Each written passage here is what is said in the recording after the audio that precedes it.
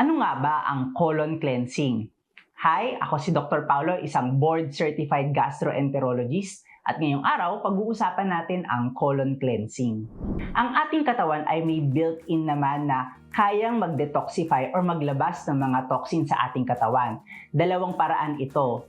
Una ay through the kidneys ay maaari tayong mag-detoxify ng mga toxin at ilalabas natin ito sa ating ihi. Pangalawa naman, ang ating bituka, kasama na rin ng atay, ay may natural na detoxifying upang mailabas lahat ng mga toxin sa ating dumi.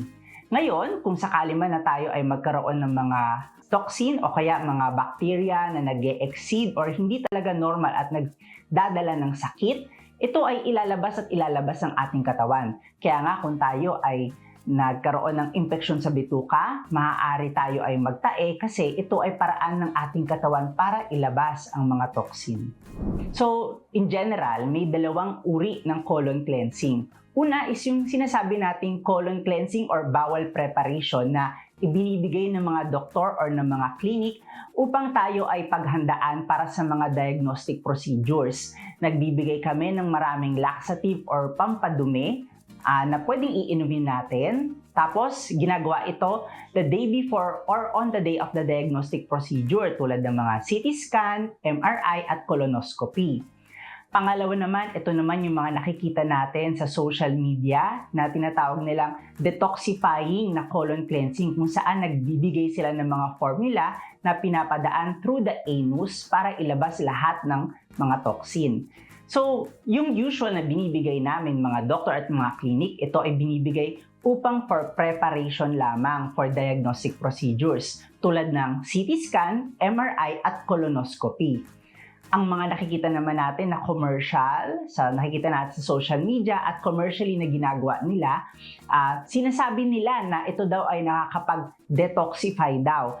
However, sa mga pag-aaral ay wala pang napapatunayan na benefit ang mga ganitong uri ng procedure. At pangalawa, hindi malinaw kung ano nga ba ang mga toxin na dinedetoxify ng mga colon cleansing na ito.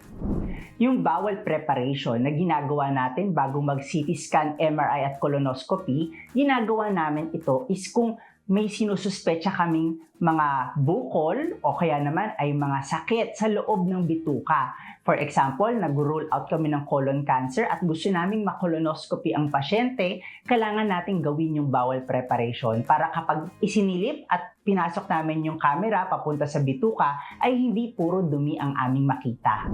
Ang mga commercialized at detoxifying na colon cleansing, lalo na yung mga DIY, ay maaaring magdala ng mga danger or harm sa ating bituka. Una ay maaari tayong maka-experience ng dehydration. Pangalawa, pwede rin magkaroon ng abdominal cramps. Pangatlo, pwede rin masira ang normal lining ng ating bituka. At panghuli, nakaka-disrupt din ito ng normal flora. Kapag na-disrupt ang normal flora natin, maaari tayong kapitan ng mga sakit tulad ng mga gastroenteritis, infection sa bituka, pamamaga ng bituka, dahil ang ating normal flora, pinoprotektahan tayo nito sa mga ganitong uri ng sakit. Para mapanatiling healthy at clean ang ating bituka at ang ating gut, mabuti na kumain ng well-balanced diet at high-fiber diet. Kasama na dito ang pagkain ng maraming gulay, prutas at pag-inom ng maraming tubig. At of course, mag-ehersisyo tayo araw-araw para healthy tayo lagi. Salamat sa panonood nitong ating video. Ako si Dr. Paulo Dimapelis, isang gastroenterologist at maaari kayong magpakonsulta sa aming mga clinic sa UST Hospital, Fidelmundo Medical Center at Una Medica. Maaari nyo ring bisitahin ang aming Facebook page na Dr. Paulo Dimapelis, Adult Gastroenterologist.